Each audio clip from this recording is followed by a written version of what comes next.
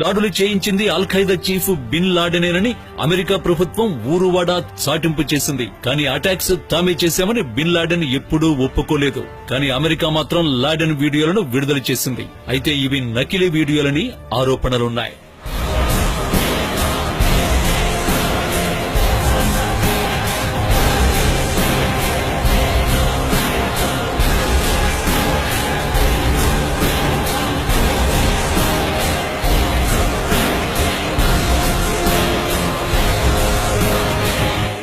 Aluminium విమానాలు ఉక్కు భవనాలను కూల్చగలవా? హైజాక్ అయిన 4 విమానాలను తేలికపాటి అల్యూమినియంతో తయారు చేశారు. సులభంగా గాల్లో ఎగిరేందుకు అల్యూమినియం తోడ్పడుతుంది. మరి ఇంత లైట్ వెయిట్ ప్లేన్స్ భూకంపాలను సైతం తట్టుకుని నిలబడేలా ఉక్కుతో తయారు చేసిన భవనాలను కూల్చగలవా? కూల్చలేవు. రాకెట్లు లేదా భారీ పేలుడు పదార్థాలే దృఢమైన ఆ భవనాలను నేలమట్టం చేస్తాయి. మరి అదే జరిగిందా?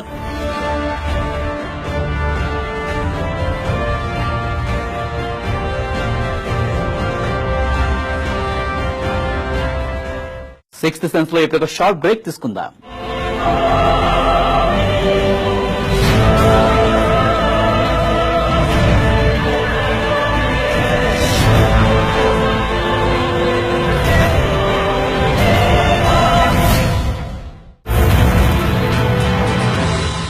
Welcome back.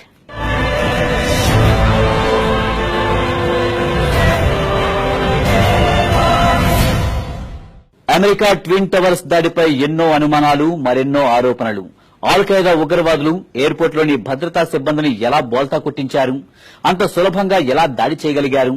అమెరికా అధికారులు హెల్ప్ లేకుంటే ఇంతట దారుణ మారణహోమం జరిగేదా? అసలు ఈ దాడికి సూత్రధారుడెవరు? ఎవరి మొదలు ఈ విధ్వంసకండ రూపుదిద్దుకుంది? ఆ ఒక్కడెవరు? ఆ నయవంచకుడెవరు? Let's watch the story.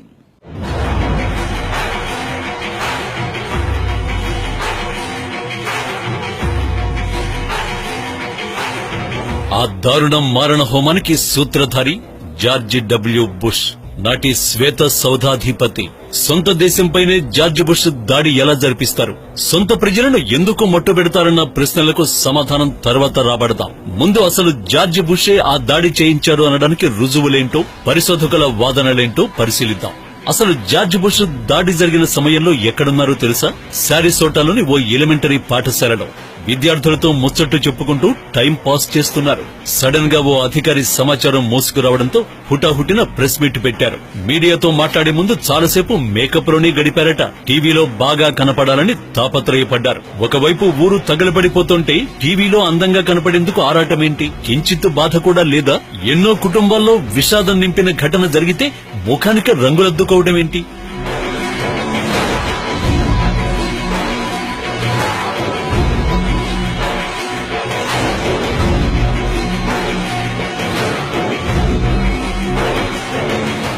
అమెరికాలోని డాలస్ ఎయిర్పోర్ట్ సర్కిల్లో ఉన్న వ్యక్తులే హైజాకర్లు. ఉదయం 6:30 ప్రాంతంలో ఎయిర్పోర్ట్ సెక్యూరిటీని దాటుకుని బయటకు వచ్చారు. అందరినీ చెక్ చేస్తున్నా కొందరు మాత్రం ఎలాంటి చెకింగ్స్ లేకుండానే సెక్యూరిటీని దాటేశారు. అమెరికాపై కుట్ర అదే దేశంలోని ఎయిర్పోర్టు నుంచే ప్రారంభమైంది. అమెరికా ట్విన్ టవర్స్ పై దాడి గురించి అక్కడి ముఖ్యమైన అధికారులందరికీ తెలుసు. WTO సెంటర్లోని వాణిజ్యవేత్తలకు తెలుసు. యూదు ఉద్యోగులకు తెలుసు. అందుకే వారు ఆ దాడి జరిగిన సమయంలో అక్కడి నుంచి జారుకున్నారు. అంతా ప్రీప్లాన్డ్ గా జరిగిందన్న ఆరోపణలున్నాయి.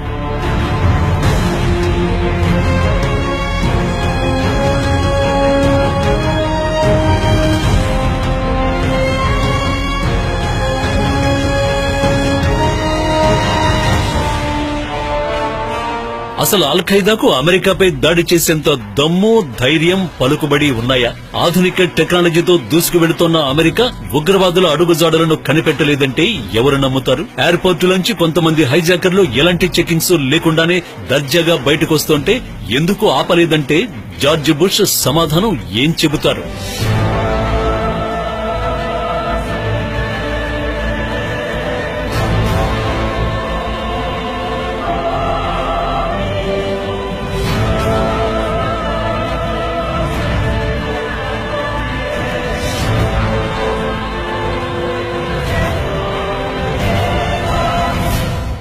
ట్విన్ టవర్స్ అణువణువు ఉక్కుతో నింపారు. భూకంపాలొచ్చినా కదలకుండా నిర్మించారు. ఇలాంటి భవనాలను బద్దలు కొట్టడం విమానాల వల్ల కాదు. భవనాలను ధ్వంసం చేసింది విమానాలు కాదు, బాంబులేనని పరిశోధకులు తేల్చేశారు. మరి ఆ బాంబులు ఎక్కడి నుంచి వచ్చాయి, ఎవరిచ్చారు? అమెరికాలోనే బాంబులు సరఫరా చేశారు అనుకుంటే నిఘా విభాగం ఎందుకు కనిపెట్టలేకపోయింది? హైజాకర్లే పేలుడు పదార్థాలు బ్యాగుల్లో మోసుకొస్తే ఎయిర్పోర్టు సెక్యూరిటీ తనిఖీల్లో ఎందుకు దొరకలేదు? ఈ ప్రశ్నలకు బదులేది.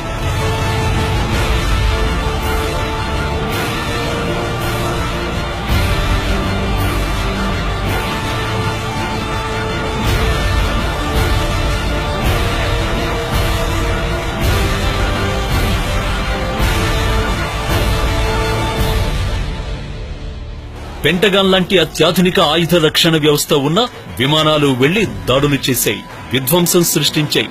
కొందరు అధికారులు దాడికి ముందు ఉడాయించారు. ఎయిర్ డిఫెన్స్ నుంచి కాల్స్ వెళ్లినా లిఫ్ట్ చేయలేదు. క్షణాల్లో టార్గెట్లను ఛేదించే క్షిపణి వ్యవస్థ ఉన్నా వాడలేదు. ఎందుకంటే దాడికి కుట్ర చేసింది జార్జి బుషే. అందుకే ఉగ్రవాదులను పిలిచి మరీ ఆఫర్లిచ్చి దాడులు చేయించారు. దారుణ మారణ హోమానికి ఒడిగట్టారు. అమెరికాలోని ఎన్నో ప్రజా సంఘాలు, పరిశోధకులు ఈ విషయాలను ఎప్పుడో తేల్చేశారు. కానీ రుజువు కాలేదు, కావు కూడా.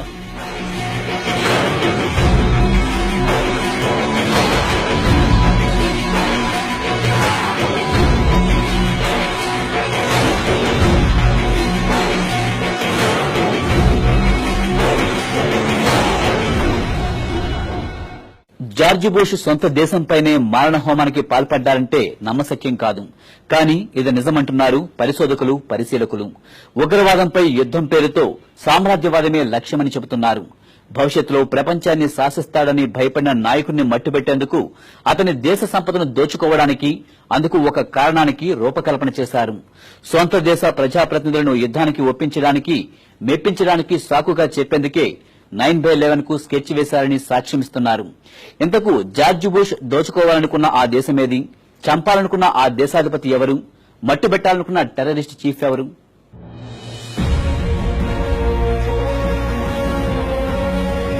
సెప్టెంబర్ 11 దాడికి ముందు అమెరికా ఆర్థిక పరిస్థితి అగమ్య గోచరంగా ఉంది. అప్పుడే అధికారంలోకి వచ్చిన జార్జి బుష్ కు సమస్యలు స్వాగతం పలికాయి. ఆయిల్ నిల్వలు కూడా సరిగ్గా లేవు. దేశాన్ని ఆర్థికంగా బలోపేతం చేయాలంటే ఏం చేయాలి? అప్పుడు జార్జి బుష్ మధ్యలో మెదిలిన ఆలోచన ఆఫ్ఘనిస్తాన్, ఇరాక్. ఖనిజాలు, ఇంధనం నిల్వలతో తులతూగిపోతున్న ఈ దేశాలను ఆక్రమించాలి, సంపదనంతో తోడేయాలి. ఇదే బుష్ టార్గెట్. మరి ఊరికే ఆ దేశాలపై దండెత్తితే ప్రపంచ దేశాలన్నీ వేలెత్తి చూపిస్తాయి. అందుకు ఏదో ఒక కారణం కావాలి. ఆ కారణం ఉగ్రవాదం. టెర్రరిజంపై యుద్దం పేరుతో సెనెట్ మొత్తాన్ని ఒప్పించుకోవడానికి బుష్ తన దేశంపైనే దాడి చేయించాడని పరిశోధకుల అభిప్రాయం.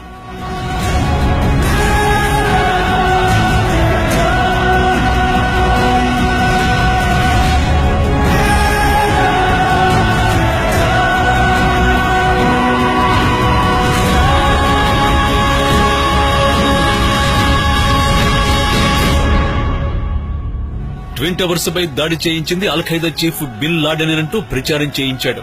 ఆ లాడెన్ ఆఫ్ఘనిస్తాన్ లో దాక్కున్నాడంటూ ప్రపంచాన్ని నమ్మించాడు. ప్రపంచానికి ఉగ్రవాదం నుంచి విముక్తి కావాలంటే అందరూ ఏకం కావాలని పిలుపునిచ్చాడు. అందుకే నాటో దళాలని మొదట ఆఫ్ఘనిస్తాన్ పై మోపాడు.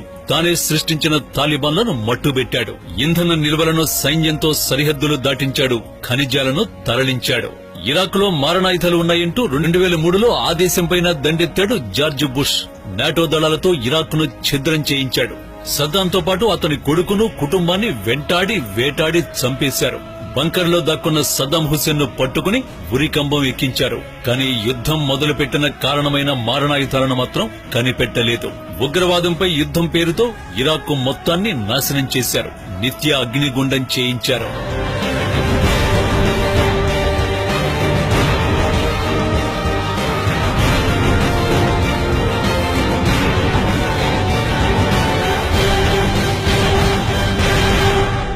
వార్ అండ్ టెర్రర్ పేరుతో బిన్ లాడెన్ కోసం ఆఫ్ఘనిస్తాన్ లో కొండా కోణంలో వెతికిన అమెరికా దళాలకు దొరకలేదు. చివరకు బరాక్ ఒబామా వచ్చిన తర్వాత పాకిస్తాన్ లో మట్టుబెట్టారు. అంతేకాదు జార్జి బుష్ పై మరో బలమైన ఆరోపణ ఉంది.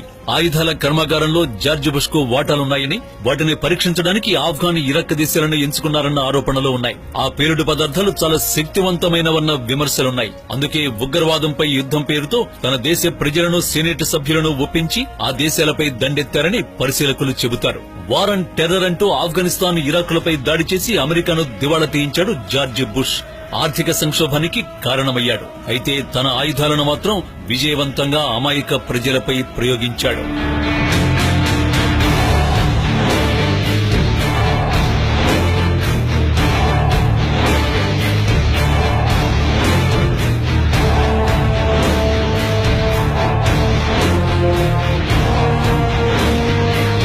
అమెరికా విధానం సామ్రాజ్యవాదం.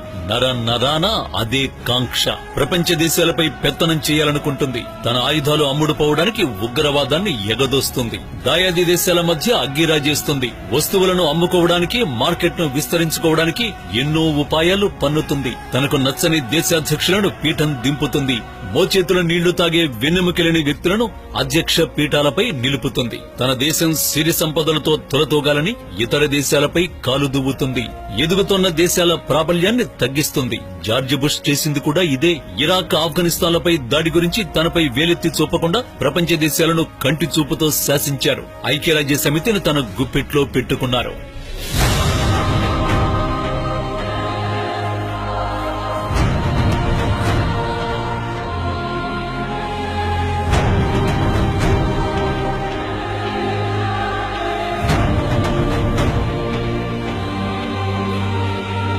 ముసురేసిన అసంతృప్తి, ఆవేశం మబ్బుల మాటున దాగినా ఏదో ఒక రోజు తుపాను రూపంలో విరుచుకుపడక మానదు.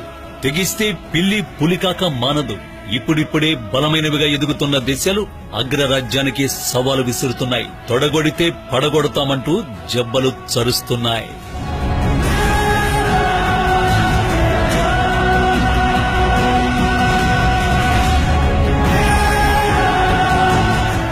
జనహానన మారణాయుధాలున్నాయని ఇరాక్ లో కొండని తవ్వి ఎలుకను కూడా పట్టలేకపోయింది. ఇరాక్ సంపదను దోచుకుని సద్దామును ఉరితీసింది. ఆఫ్ఘన్ లో బిన్ లాడెన్ దాక్కున్నాడని ఎంతో మందిని పొట్టనబెట్టుకుంది. చివరకు పాక్ లో లాడెన్ ను చంపామని చెప్పుకుంది. లాడెన్ మరణంపైన ఎన్నో అనుమానాలు. తన దేశ ప్రయోజనాల కోసం సామ్రాజ్యవాదంతో అమెరికా చేస్తున్న యుద్ధాలు భవిష్యత్తులో ఏ పరిణామాలకు దారితీస్తాయి? ఇంకెంతమంది ప్రాణాలు బలి కావాలి? ఇంకెన్ని దేశాల సంపద ఖాళీ కావాలి? ఈ ప్రశ్నలకు ఎప్పుడు ఎవరు సమాధానం చెబుతారు?